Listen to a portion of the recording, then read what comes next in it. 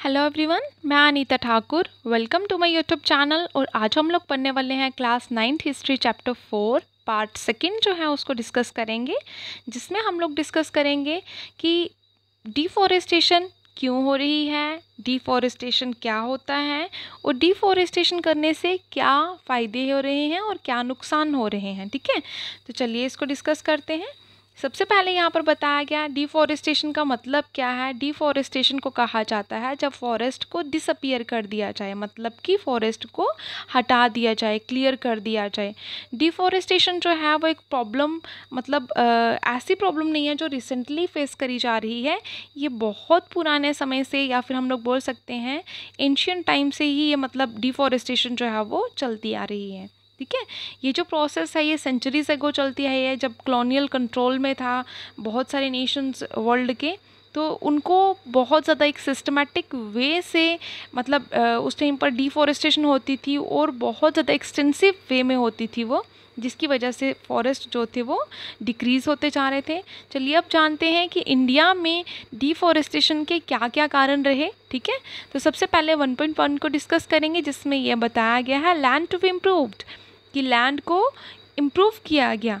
अब यहाँ पर बताया गया कि 1600 अप्रोक्सीमेटली बताया गया कि 1600 में क्या हुआ था, 1/6 जो इंडिया का लैंड मास था वो कल्टीवेशन के, मतलब उस एरिया में कल्टीवेशन करी जाती थी।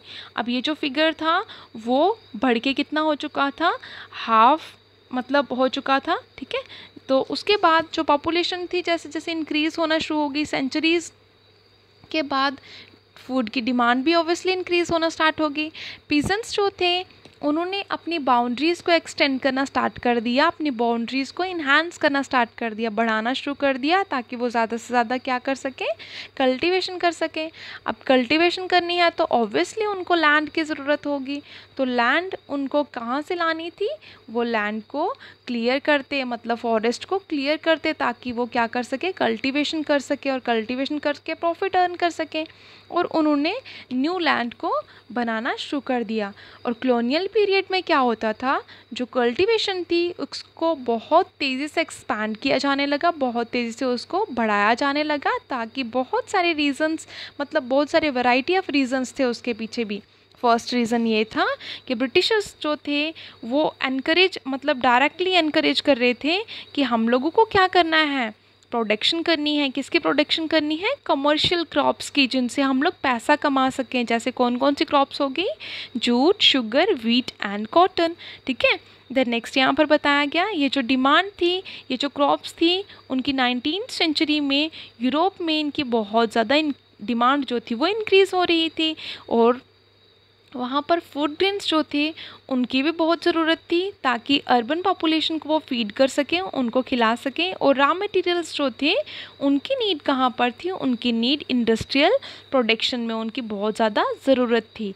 सेकेंडली यहाँ पर ये बताया गया, सेकेंड रीज़न बताया गया कि जो 19th सेंचुरी का अर्ली फेज़ था उसमें कॉलोनियल स्टेट जो थी उन्होंने ये सोचा कि फॉरेस्ट जो है वो टोटली अनप्रोडक्टिव है, मतलब फॉरेस्ट हमारे किसी भी काम नहीं आ सकते हैं।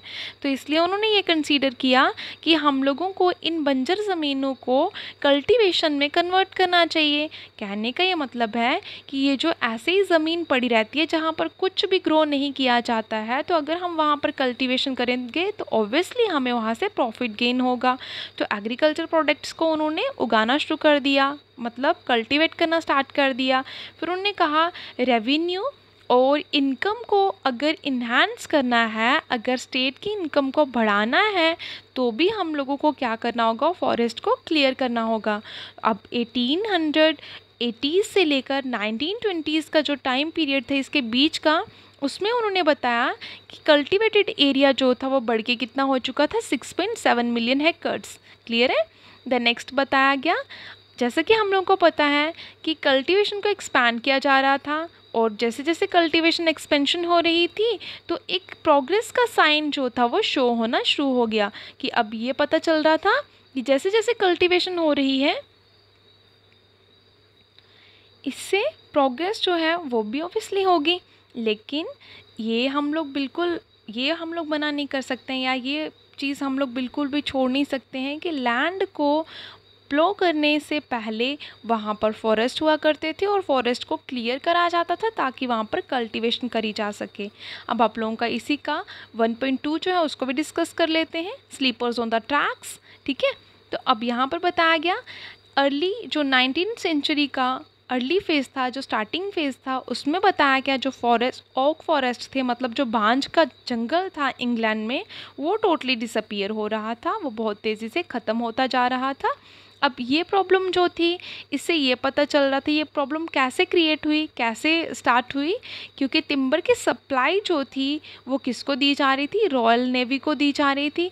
अब यहाँ पर ये बताया जा रहा है कि ये जो इंग्लिश शिप्स थी उनको बनाया जा रहा था। अगर वहाँ पर अगर शिप्स को बनाया जाएगा तो उसके लिए उनको स्ट्रॉन्ग और ड्यूरेबल टिम्बर की ज़रूरत होगी, तो वो कैसे लाएंगे, कहाँ से लाएंगे। ठीक है, ये सारी प्रॉब्लम्स उनको फेस करनी पड़ रही थी। और अगर इम्पीरियल पार्क को मेंटेन्ड होना है और प्रोटेक्टेड रहना है तो वो सिर्फ और सिर्फ शिप्स की वजह से ही रह सकते हैं, और अगर उनके पास शिप्स नहीं होंगी तो वो कैसे एक प्रोटेक्टेड और मेंटेन पार्क कहलाएंगे। ठीक है, ये प्रॉब्लम उनको फेस करनी पड़ रही थी। और 1820s में देखा गया उन्होंने कुछ सर्च पार्टीज़ जो थी उनको कहाँ पर बेच दिया, इंडिया में बेच दिया, ताकि वो फॉरेस्ट रिसोर्सेज को जाकर चेक कर सकें कि वो इंडिया में कौन कौन से ऐसे फॉरेस्ट रिसोर्सेज हैं जिनसे वो प्रॉफिट अर्न कर सकते हैं।